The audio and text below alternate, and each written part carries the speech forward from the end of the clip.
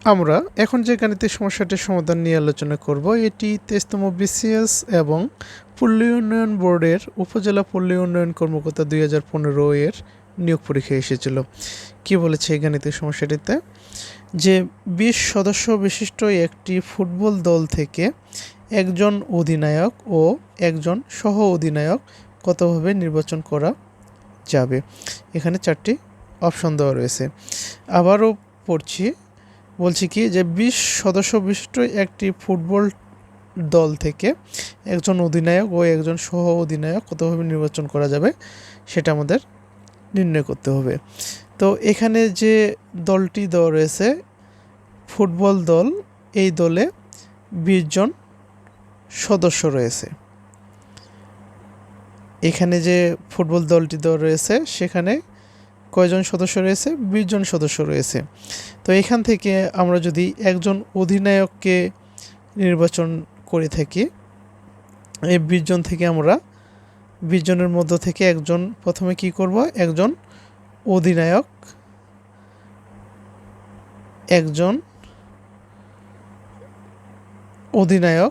নির্বাচন করব। তো 20 জন থেকে একজন অধিনায়ক নির্বাচন করার যে সূত্র সেটা হচ্ছে কি, আমরা কি জানি 20C1।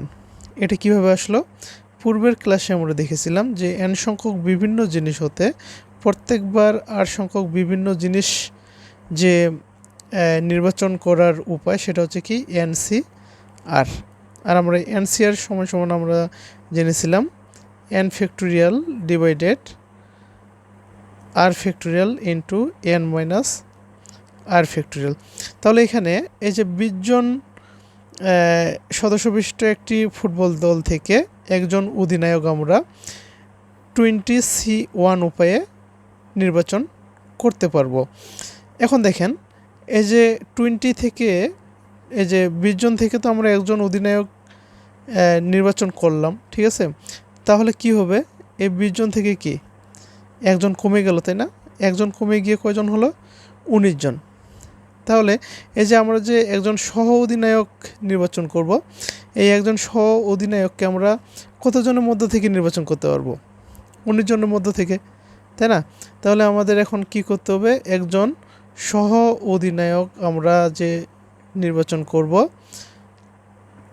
এই সহ অধিনায়ক সেটা কয়জনের মধ্য থেকে করতে পারবো?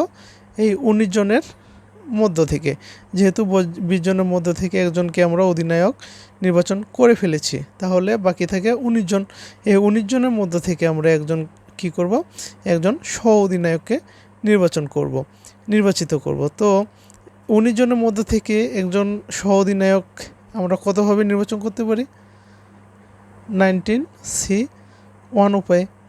এই যে এই সূত্রটি, যে আবার বলছে যে n সংখ্যক বিভিন্ন জিনিস হতে প্রত্যেকবার r সংখ্যক বিভিন্ন জিনিস নির্বাচন বা বাছাই করার যে সূত্র সেটা হচ্ছে কি NCR। তাহলে এখানে 19 জনের মধ্যে থেকে একজনকে আমরা নির্বাচন বা বাছাই করতে পারি কতভাবে, কিভাবে, যে 19C1 উপায়ে। এখন এই যে 20C1 এটা সমান আমরা কী লিখতে পারবো, আর 19C1 এটা সমান কীভাবে লিখতে পারবো, কী লিখতে পারবো সেটা এই সূত্রটাকে আমরা ব্যবহার করে, ঠিক আছে? যেহেতু NCR সমান n factorial divided r factorial into n minus r factorial, এটা আমরা জানি। তো এই যে প্রথমে আমরা একজন অধিনায়ক নির্বাচন করতেছি, পরে একজন সহ অধিনায়ক। দেখেন এই যে একটা ঘটনা আর একটি ঘটনার সাথে কি পরস্পর নির্ভরশীল, অর্থাৎ একটা আর একটার উপর কি ডিপেন্ডেন্ট। তাহলে এখানে যে রেজাল্টটি, তাহলে রেজাল্টটি কী হবে, এই যে প্রথমে একজন অধিনায়ক নির্বাচিত করার যে সংখ্যা, আর দ্বিতীয়তে যে একজন সহ অধিনায়ক নির্বাচিত করার যে সংখ্যা, সেই রেজাল্ট দুটি কী করতে হবে আমাদের, যেহেতু একটি আরেকটির উপর কি নির্ভরশীল, সেহেতু আমাদের গণনার গুণনবিধি অনুসারে এর রেজাল্ট দুটিকে আমাদের গুণ করতে হবে। গুণ করলে আমরা কি আমাদের কাঙ্ক্ষিত রেজাল্টটি পেয়ে যাব। তো আমরা একজন অধিনায়ককে 20 জনের মধ্য থেকে কতভাবে নির্বাচন করতে পারবো সেটির সংখ্যাটি নির্ণয় করি। 20C1 এটা সমান আমরা কী লিখতে পারি, এই সূত্র অনুসারে 20 factorial divided 1 factorial into 20 minus 1 factorial. এখন এটাকে আমরা একটু ক্যালকুলেশন করে লিখি। এখানে কি 1 ফ্যাক্টোরিয়াল, এখানে কি 20 থেকে 1 বিয়োগ করলে কত হয় 19 ফ্যাক্টোরিয়াল, তাই না? এখন নিচে রয়েছে কি 19 ফ্যাক্টোরিয়াল, উপরে রয়েছে 20 ফ্যাক্টোরিয়াল। তাহলে আমরা একটা কাজ করব, সেটা হচ্ছে এই যে 20 ফ্যাক্টোরিয়াল যে রয়েছে, আমরা 20 ফ্যাক্টোরিয়াল সমান কী জানি, নিচে লিখি। 20 ফ্যাক্টোরিয়াল বলতে আমরা কি জানি, যে 1 থেকে 20 পর্যন্ত যতগুলো ধনাত্মক পূর্ণ সংখ্যা রয়েছে তাদের গুণফলটাকে বলা হয় কি 20 ফ্যাক্টোরিয়াল। এইভাবে এই 1 থেকে 20 পর্যন্ত যতগুলো ধনাত্মক পূর্ণ সংখ্যা রয়েছে তাদের গুণফলটাকে বলা হয় 20 ফ্যাক্টোরিয়াল। এখন এই 20 ফ্যাক্টোরিয়াল থেকে যদি আমরা 20কে সেপারেট করি বা 20কে বের করে নিয়ে আসি, আলাদা করে নিলাম, ঠিক আছে, তাহলে বাকি কার কার গুণফল থাকে এখানে, যে 1 থেকে 19 পর্যন্ত যতগুলো ধনাত্মক পূর্ণ সংখ্যা রয়েছে তাদের গুণফলটা এখানে অবশিষ্ট থাকে।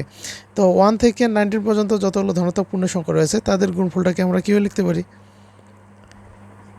19 ফ্যাক্টোরিয়াল এই উপায়ে লিখতে পারি। কেননা আমরা কি জানি n ফ্যাক্টোরিয়াল মানেই হলো কি 1 থেকে n পর্যন্ত যতগুলো ধনাত্মক পূর্ণ সংখ্যা রয়েছে তাদের গুণফল। তাহলে কি 1 থেকে 19 পর্যন্ত যতগুলো ধনাত্মক পূর্ণ সংখ্যা রয়েছে তাদের গুণফলটাকে কী বলা হয়, 19 ফ্যাক্টোরিয়াল, ঠিক আছে। এখন আমরা এই 20 ফ্যাক্টোরিয়াল সমান আমরা কি লিখতে পারি, 20কে বের করে নিলাম, তাহলে 20 ইন্টু কত হচ্ছে, এই যে এখানে 20 ইন্টু 19 ফ্যাক্টোরিয়াল। এটা কেন লিখলাম, আর 1 ফ্যাক্টোরিয়াল মানে কি 1, 19 ফ্যাক্টোরিয়াল, এই যে উপরে নিচে কাটাকাটি করতে পারবো, এই জন্য এটা কীভাবে লেখা হলো। তাহলে এটা সমান আমরা কি লিখতে পারি, উপরে 20 নিচে 1, তার মানে কি এটাকে আমরা 20 লিখতে পারি। তাহলে আমরা কি পাচ্ছি এখানে, এই যে 20C1 এটার মান কত পেলাম, আমরা 20 পেলাম। তাহলে আমরা কি বলতে পারি, যে 20 জনের মধ্য থেকে একজন অধিনায়ক আমরা কতভাবে বাছাই করতে পারবো, 20 ভাবে বাছাই করতে পারবো। এখন এই যে সহ অধিনায়ক বাকি 20 জনের মধ্যে থেকে একজনকে আমরা তো অধিনায়ক হিসেবে আমরা নির্বাচিত করব, তাহলে বাকি থাকে কি 19 জন। 19 জনের মধ্যে থেকে একজন আমরা সহ অধিনায়ক নির্বাচন করব কি কত উপায়ে, 19C1 উপায়ে। এখন 19C1 এটাকে কীভাবে লিখতে পারি, 19 factorial divided 1 factorial into 19 minus 1 factorial. তো এখানে 19 ফ্যাক্টোরিয়াল ডিভাইডেড কি 1 ফ্যাক্টোরিয়াল মানে কি, এটা লিখে দিই এইভাবেই। তো 19 থেকে 1 বাদ দিলে কত হবে, 18 ফ্যাক্টোরিয়াল।